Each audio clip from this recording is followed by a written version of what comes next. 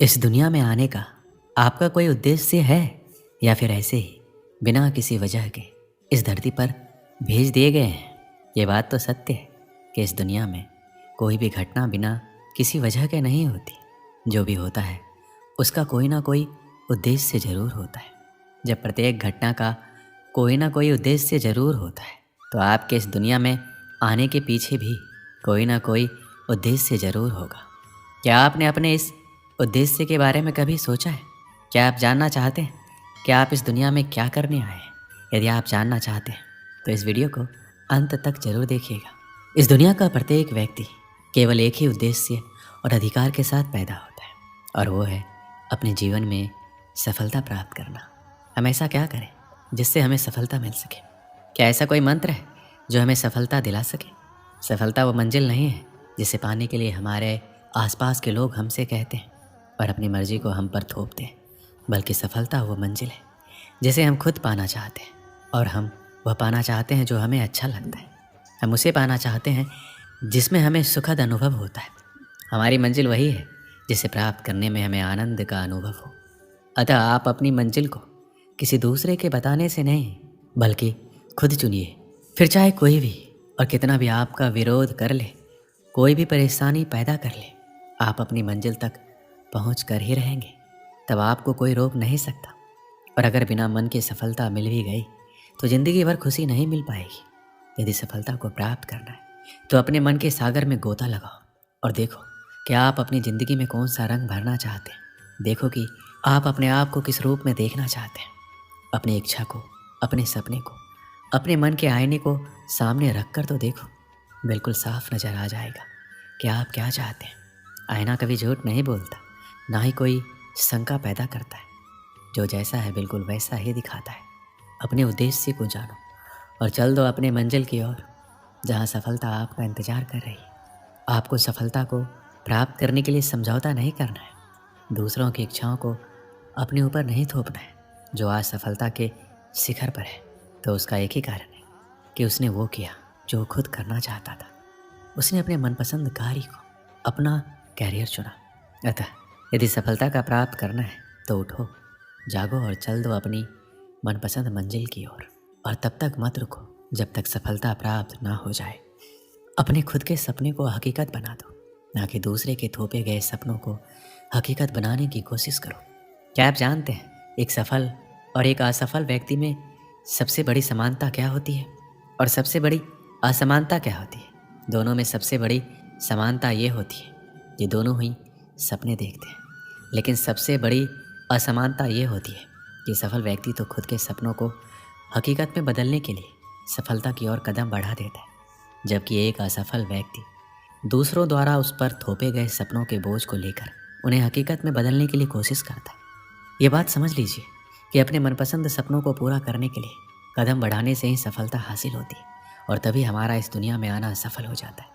अपने जीवन के उद्देश्य को पहचानो और सफलता प्राप्त करने के अपने अधिकार को प्राप्त कर लो। श्री कृष्ण कहते हैं जब सूरज अस्त होता है तो दरवाजे हर कोई बंद करता है, लेकिन जब भाग्य का सूरज अस्त होता है तो भी दुनिया के दरवाजे बंद हो जाते हैं।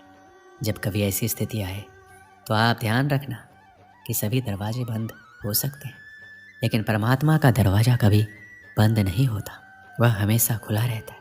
अगर वह एक दरवाज़ा बंद करता भी है तो अनेक दरवाजे खोलता है। उदासी और दुख में डूबा हुआ इंसान बंद दरवाजे की ओर देखता है और भगवान की कृपा के जो दरवाजे खुले हुए हैं उधर नहीं देखता। जब हम भगवान को भूलते हैं और किसी अहंकार में आकर ये सोचते हैं कि मेरी अकल, मेरी शक्ति, मेरा सामर्थ्य और मेरी योग्यता के कारण ही ये सब संभव हुआ है और मैं अपने कार्यों में सफल हुआ हूँ, तो ध्यान रखना घमंड से इंसान फूल सकता है परंतु फल नहीं सकता, क्योंकि परमात्मा को किसी का अहंकार बर्दाश्त नहीं है। जब व्यक्ति ऐसा करता है तभी चोट खाता है। एक बार महाभारत में युधिष्ठिर के एक सवाल के उत्तर में भीष्म पितामह ने कहा, मनुष्य से बढ़कर कोई नहीं। आपको ये जानकर आश्चर्य होगा कि 84 लाख योनियों के बाद हमें मनुष्य जीवन मिलता है और संसार के सभी प्राणियों में मनुष्य ही सबसे श्रेष्ठ है। लेकिन इस धरती पर हम दुनियादारी के चक्कर में ऐसे फंस जाते हैं कि हमारी बुद्धि सीमित दायरे में ही सिमट कर रह जाती है। हम सांसारिक सुखों को ही सब कुछ मानकर उसमें लिप्त रहने में ही अपना सौभाग्य और अपने जीवन की सफलता समझते हैं। क्या आपने कभी सूर्य की बिखरी हुई किरणों को लेंस के माध्यम से एकत्रित करके किसी कागज़ पर डाला है। आपने ऐसा ज़रूर किया होगा और आपने देखा होगा कि जब हम सूर्य की बिखरी हुई किरणों को लेंस के माध्यम से एकत्रित करके उसे किसी कागज़ पर डालते हैं तो वह कागज़ जलने लगता है। ज़रा सोचिए, सूर्य की किरणें तो हर तरफ है, लेकिन फिर भी लेंस ने ऐसा क्या जादू कर दिया कि सूर्य की किरणों ने कागज़ को जला दिया। दरअसल ऐसा इसलिए हुआ क्योंकि लेंस को पता था उसका लक्ष्य क्या है। उसका अपने लक्ष्य पर फोकस था। सूर्य की हर तरफ बिखरी किरणें किसी को नहीं जलाती, लेकिन जब वही किरणें लेंस के माध्यम से एकत्रित होती है तो कागज़ को जला देती है। फोकस की मदद से आप ये समझने लगते हैं कि आपको क्या करना है और क्या नहीं करना है। फोकस रखकर काम करने से हर बिगड़े काम बन जाते हैं और आप अपनी ऊर्जा को बर्बाद नहीं करते। अगर आप किसी भी क्षेत्र में ताबड़तोड़ सफलता चाहते हैं तो आपको अपने काम के प्रति समर्पित रहना होगा। जब आप अपने मनचाहे क्षेत्र से जुड़ा कोई काम करते हैं तो उस काम के प्रति समर्पित हो जाते हैं, तो आपको सफल बनाने से कोई नहीं रोक सकता है, खुद आप भी नहीं। एक समय की बात है, एक राहगीर एक देश की यात्रा पर निकला। जब रास्ते में रात हो गई तो वो एक व्यक्ति के घर रुक गया। उस व्यक्ति का नाम था रामू। रामू ने उस राहगीर की खूब सेवा की और दूसरे दिन रामू ने राहगीर को उपहार देकर विदा किया। वह राहगीर रामू की सेवा से बहुत खुश हो गया और दुआएं देने लगा कि भगवान रामू को हमेशा खुश रखना और वह हमेशा दिन प्रतिदिन आगे बढ़ता ही रहे। इस बात पर रामू हंसने लगा और राहगीर से रामू बोला, जो है वह भी अब नहीं रहने वाला। इस बात पर राहगीर रामू की तरफ देखता ही रहा और वहाँ से चला गया। कुछ साल बाद राहगीर रामू के घर आया और देखा सारा धन और सारी संपत्ति सब कुछ चला गया है। रामू एक गांव के बड़े जमींदार के यहाँ नौकरी कर रहा है। वह राहगीर रामू से मिलने के लिए वहाँ चला गया। रामू ने उस अभाव में भी उस राहगीर का स्वागत किया और झोपड़े में ही फटी चटाई पर बिठाया। उसके पास खाने के लिए जो रूखी सूखी रोटी थी वह खाने के लिए राहगीर को दे दिया। जब राहगीर वहाँ से जाने लगा तो उसकी आंखों में आंसू थे और राहगीर कहने लगा कि भगवान तुमने ये क्या किया। तो रामू फिर हंसा और कहने लगा, आप क्यों दुखी हो रहे हैं। ईश्वर हमें जिस हाल में भी रखे हमें खुश रहना चाहिए, हमें धन्यवाद देना चाहिए। सदा समय बदलता रहता है और इतना ही नहीं, ये भी नहीं रहने वाला है। इस पर राहगीर सोचने लगा, मैं तो केवल वैसे ही राहगीर हूँ, लेकिन सच्चा राहगीर तो तुम हो रामू। कुछ साल बाद राहगीर फिर से यात्रा पर निकला और रामू से मिला। देखा तो देखता ही रह गया, सब कुछ बदल चुका था। रामू अब जमींदारों का जमींदार बन चुका था। उसे मालूम हुआ रामू जिस जमींदार के यहाँ नौकरी कर रहा था उसकी कोई संतान नहीं थी। उसने अपनी सारी संपत्ति और जायदाद रामू को दे दी। राहगीर बहुत खुश हुआ और रामू से कहा, अच्छा हुआ वह जमाना गुजर गया, भगवान करे अब तुम ऐसे ही बने रहो। यह सुनकर रामू फिर हंसने लगा और कहने लगा, आपको अभी भी नादानी बनी हुई है।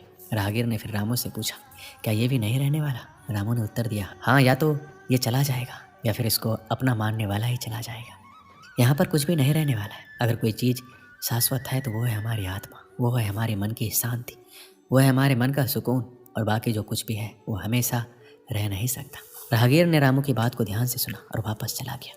जो होता है उसे स्वीकार करो। कुछ सालों के बाद राहगीर उस गांव से गुजरा तो रामू का महल तो है, लेकिन उसमें रामू नहीं है। रामू अब इस दुनिया में नहीं रहा, उसकी मृत्यु हो चुकी थी। राहगीर मन ही मन सोचने लगा, एक इंसान जिंदगी भर कितना दौड़ता रहता है, रोता रहता है, दुखी रहता है।